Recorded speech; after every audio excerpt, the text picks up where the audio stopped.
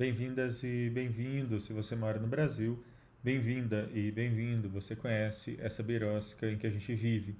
Existe muita crítica, muito bem fundamentada, contra bancadas religiosas nos parlamentos do Brasil.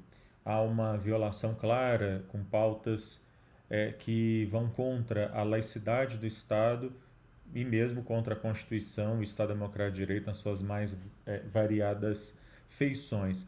No entanto, existem também algumas generalizações com relação aos evangélicos e aos protestantes, pentecostais e neopentecostais, que é preciso esclarecer.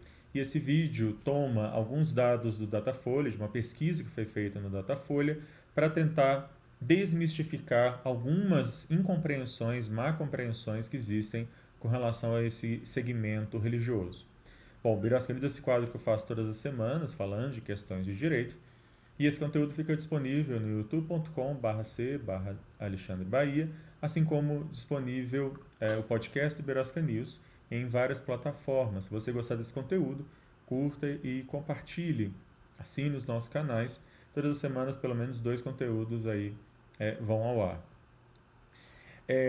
Como eu disse, quando a gente fala em evangélicos, a gente está falando de uma generalização que, como toda generalização, ela acaba levando algumas má compreensões e acaba se colocando no mesmo balaio coisas que não são muito parecidas.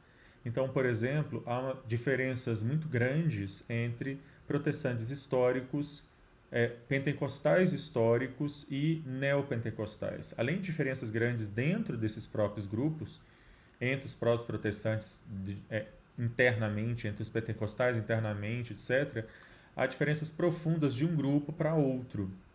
Não saber essas diferenças e não entender no que acreditam e no que não acreditam cada um deles é um problema muito sério.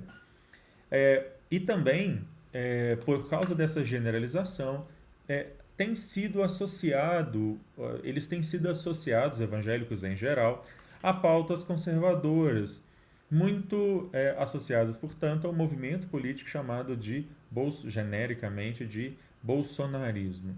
E uma pesquisa recente do Datafolha vai mostrar que, em primeiro lugar, esse bloco não é tão homogêneo como se pensava, e, em segundo lugar, esse apoio ele não só não é tão homogêneo, como na verdade muitas vezes, em alguns boa parte dos casos aqui, ele é o exato oposto, não só do que representa o bolsonarismo, mas também do que representam a bancada, chamada de bancada evangélica, dentro do Congresso Nacional. Por exemplo, a gente vai ter que, com relação ao aborto, 68% dos entrevistados, evangélicos entrevistados, acham que o aborto deve ser crime.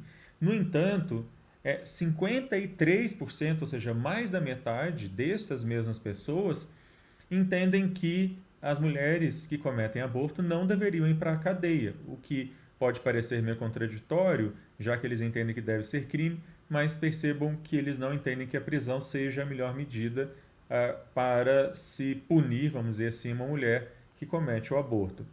Quando a gente pensa nas pessoas poderem ter porte de arma de forma indiscriminada, uma grande bandeira não só do bolsonarismo, mas que é muito estranho, da própria bancada evangélica no Congresso, a gente vai perceber que entre os evangélicos, 66% são contra que as pessoas possam ter porte indiscriminado de armas. Até porque o cristianismo, mesmo nas suas várias vertentes, ele é fundamentalmente uma religião que prega a paz e não arma. Um tema que a bancada religiosa também é muito favorável, assim como o bolsonarismo, que é o chamado homeschooling, tirar as crianças da escola para que elas sejam ensinadas em casa. 77% dos evangélicos são contra essas propostas como estas.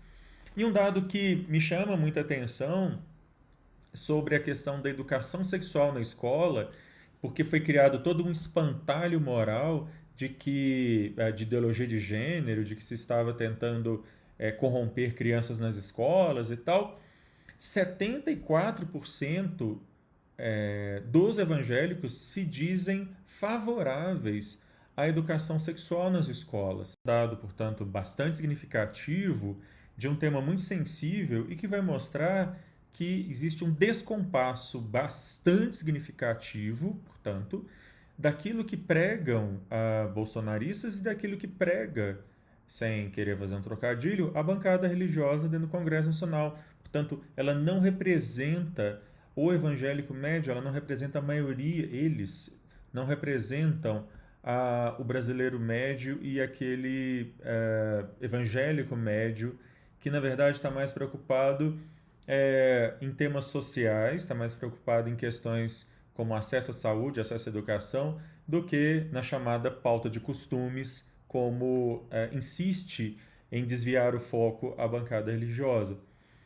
Não compreender isso, existem movimentos progressistas, políticos progressistas, que por não compreenderem isso, acabam julgando os evangélicos de maneira errônea, acabam generalizando e não só não fazendo as necessárias divisões entre os grupos, as necessárias distinções dentro dos grupos, mas também não tendo a dimensão sobre esses dados, que é algo extremamente significativo quando a gente pensa, e na final de contas, a falta de representatividade que essa bancada tem ao falar sobre essas questões que ela fala. Bom, eu vou ficando por aqui.